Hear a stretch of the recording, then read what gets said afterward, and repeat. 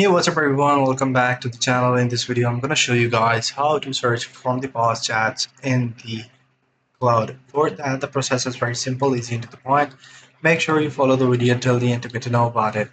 So there are three different categories. Number one is chat, then there's co-work, then there is Claude code, and the third one. Every chat saved in Claude Code has a different context, in Cowork has a different context, and in the binary or generic chats have a different context. In order to search, first thing that you need to do is to update the settings.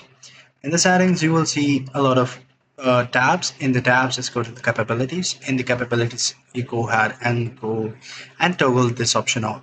Search and references chat. Allow Claude to search for the relevant details in the past chats. Make sure you toggle it on. Then generate memory from the chat history. Make sure you toggle that on as well. Tool access mode when needed. Connector discovery turn on, and make sure you customize these options according to your own needs. And then all you have to do is to ask Claude,